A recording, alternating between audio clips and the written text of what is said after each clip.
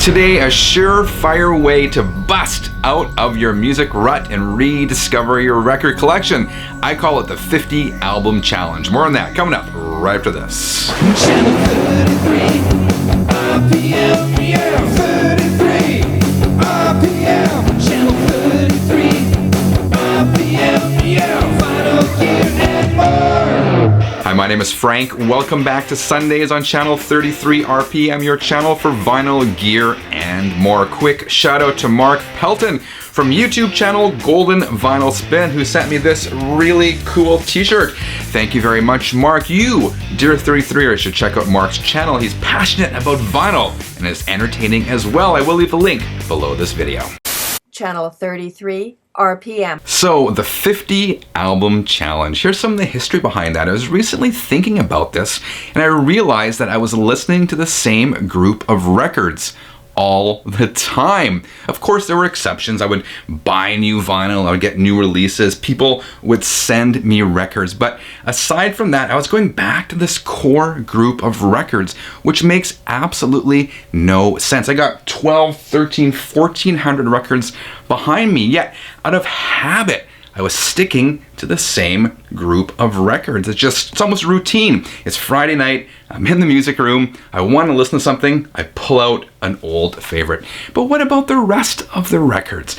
That's when I got to thinking, I'm going to challenge myself to do something about that and appreciate the many, many records I have in my collection. So what I did is I pulled all those records off the shelf behind me. Those are the records in heavy rotation, and I filed them away. And then what I did is I went through every single record in my collection and I pulled out 50 albums that I hadn't listened to in at least 2 years. And I made a commitment to listen to all those records. I've been doing that slowly. I posted this on social media, on Twitter and Instagram, probably 2 or 3 Fridays ago, and that's when I started it. And it's been a lot of fun rediscovering albums I haven't heard in a long time. So that is the gist of the 50 Album Challenge. Find 50 records in your collection, or CDs, tapes, whatever you have, that you haven't listened to in 2 years, and make a point of actively listening to them. And I think you'll find, well, at least for me anyway, it's given me a whole new appreciation for the rest of my record collection. So, after you watch the rest of this video, I challenge you, and hopefully you will, do the same thing. Find 50 records in your collection that you haven't listened to in a couple of years and report back and let me know how the experience was, or better yet, do a video about it. But as I said before you do that, please watch the rest of the video because I'm going to show you those 50 records that I pulled. First batch. I'm going to go through these rather quickly. First up is Tesla, the Great Radio Controversy. I have listened to the songs on here, but it's been on Spotify and cassette. Haven't listened to the album in a long time. We have Queen, Greatest Hits. Of course, I've listened to Queen very recently, but I haven't actually listened to this particular Greatest Hits, so I gave it a spin. Alice Cooper, Dada. This is, or Dada, I'm not sure how you pronounce it, but this is Alice Cooper's, this is the era that he claims he doesn't remember. It was kind of a dark time for Alice, but this is a record I've never really appreciated, so I'm going to give it a good, careful listen. And Van Halen, Women and Children First. One of my favorite Van Halen albums. This is kind of where they really reached their stride. I mean, my favorite is the debut, but this album is absolutely phenomenal. I have listened to it. I stream it on Spotify all the time, but listening to the vinyl is a whole other experience. And my favorite guitar instrumental album of all time, Steve Vai's Passion and Warfare. When I was in my final year of high school, I listened to this on CD all the freaking time, but I haven't given the record some love for a while. Next stack, some new wave of traditional metal. Holy Grail, Ride the Void. I love this record when I got it.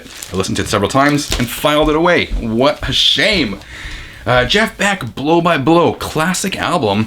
And I gotta admit, I own this album. I got it probably 5 years ago and I've never listened to it. That's gonna change. David Lee Roth, Your Filthy Little Mouth. This is released in 1994, I believe, a German pressing. Again, I bought this several years back. I filed it away and never listened to it again. What was I thinking? Rolling Stones, Exile on Main Street. And Joe Satriani, Surfing with the Alien, another amazing rock instrumental album. Queued up next on the playlist. We're whipping through these 33ers. This was some VCLT I got a few years back. Keb Mo, Just Like You. And again, I filed it away. It deserves another listen. Alice Cooper, Lace and Whiskey, again from that odd period of time. Pink Floyd, a collection of great dance songs, a compilation from Pink Floyd. And a triple record set from Neil Young, Decade. More records that deserve some love from me. We got a compilation from Leonard Skinner, Gold and Platinum. I really do dig Leonard Skinner, and of course, I've listened to Leonard Skinner, but not that particular compilation. Joe Bonamassa, You and Me, Blues Rock. I like Joe Bonamassa, but I don't think he's as good as he thinks he is. Don't mean to be an insult, but he's quite high on himself. Monster Truck, Sittin' Heavy, Canadian hard rock. Nirvana, Unplugged in New York. This was an original pressing, and I don't think I've ever listened to it. I find this concert in many ways depressing because they played it on TV non-stop after Kurt Cobain committed suicide. So it's a dark album to me for that reason. I associate it with suicide, but I will give it a spin. This is an interesting one. Another one I bought years ago, and I forgot about it. I never listened to it. It's a Motley Crue bootleg called Running Wild. I'll show you what it says on here. It's a picture of Nikki Sixx. It says this album contains songs recorded for the Elektra album Shout at the Devil. Some of them are previously unreleased and the others are different from the original. Too Young to Fall in Love, Shout at the Devil, Black Widow, which was a demo. Black Widow twice, Knock 'em Dead Kid, Hotter Than Hell, which became Louder Than Hell on Theater of Pain, I believe, in the song called Breaking the Chains. I don't even know what that is, so I can't believe I haven't listened to this one. I look forward to checking that out. One of my favorite soundtracks of all time, Judgment Night, which is a mashup of rock, metal, and alternative bands with rap acts. We got Sting, The Dream of the Blue Turtles. I don't think I have ever listened to this album in its entirety. Of course, I'm familiar with If You Love Someone, Set Them Free, but I look forward to exploring the rest. Traveling Wilburys. And Twisted Sister live at Hammersmith, live in the early 80s. I listened to this when I first got it, and it's been filed away. And my God, Twisted Sister is one of the best live acts around. I look forward to giving that a spin. And the last one, a couple more in this pile. We got Rat, the debut EP, again, phenomenal. And David Lee Roth's 1986, I believe, solo album, Eat 'Em and Smile. It's one of my favorite records of all time. And I have listened to it. I got the CD and I stream it in my car all the time, but the vinyl has not been getting any love lately. That is 25. We are halfway through. AC/DC, If You Want Blood. My God, I probably haven't listened to this record in a decade. Soundgarden Badmotorfinger. This is an original US pressing. I actually found this at the record show in Edmonton a number of years back for $10. I couldn't believe it because it is in fantastic shape. Compilation called The Story of the Blues. I do dig compilations. Whole bunch of artists on this one. This is Chuck Berry, The London Sessions. Budgie, The Best Of. And finally, some more Joe Bonamassa. This is Joe Bonamassa and Beth Hart live in Amsterdam. This is actually one of the best sounding records I have, at least from what I recall. Because again, it's been at least 2 years. Who doesn't like Eric Clapton? Timepieces, The Best Of. I actually spun this one a couple of weeks ago, and I keep it in rotation. Kiss Dynasty. Of course I've listened to Kiss. I love Kiss. I've listened to Dynasty recently, but not this particular copy. This was the 2015 reissue. Believe it or not, I bought it really cheap. I think it was $9.99, and I never unsealed it. And the reissue actually sounds fantastic. Scorpion Child, stoner rock from the States. Really good band. And Bob Dylan, Blonde on Blonde. Cool story with this one. This was actually my dad's record. He bought it as a new release. He'd listened to it once, didn't care for it, and filed it away. It's been in storage ever since, and I have not yet spun it, so I am going to give it a spin. Finally, some more Clapton. Slow hand. Next up, Stevie Ray Vaughan, one of my favorite guitar players, live with Live Alive. Kiss double platinum. Again, I've listened to these songs, obviously, in the last couple of years, but not this particular pressing from Japan. Diana Krall, Glad Rag Doll. I'm not gonna lie, I initially bought this album because I was attracted for some odd reason by the album artwork, but from what I recall, it was actually pretty cool. More Beth Hart, Better Than Home. Gotta dig Beth Hart. And Girls School. I bought this at a record show a while ago, and I've never listened to this. Believe it or not, it deserves a spin. This next one is an album I believe does not get enough love. It's the debut from Extreme. Nuno Bettencourt is one of my favorite guitar players. He's freaking smoking. This album, I listened to it last weekend.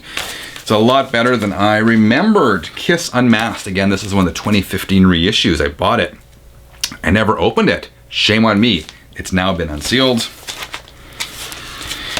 And I got this probably 4 years ago from Funky Moose Records. It was the reissue of Sticky Fingers.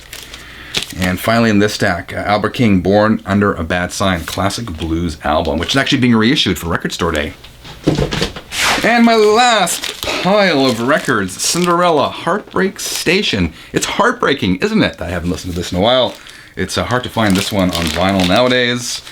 More Beth Hart, 37 days. I went through a Beth Hart phase, and I really did dig her.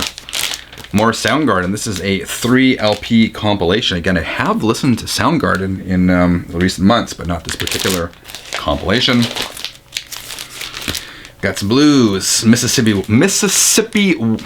I'm tongue-tied. I've talked too much. Muddy Waters, live. And the legendary Howlin' Wolf. And this was on Charlie Records, the legendary Sun Performers. I don't know, look forward to giving that a spin real soon. That is the 50 album challenge, and those right there are the 50 albums I pulled. All deserving of much love. As I say, I've gone through about half of them, but I'm going to keep all of them there and give them all at least a couple of listens, because I'm really having a lot of fun becoming reacquainted with my record collection, because what is the purpose of having all these records if you're not going to listen to them? I think my next step will be going through the collection and sort of filtering out the ones I probably never will listen to again and sell them. Kind of thin the herd a bit, but that's a topic for a different day. Dear 33ers, again, I challenge you to try the 50 album challenge, and if you do, let me know how it goes. Otherwise, if you enjoyed today's video, please leave a quick thumbs up. If you haven't subscribed yet, what are you waiting for? Dear 33ers, I hope each and every one of you has a fantastic week. Until next time, keep on spinning.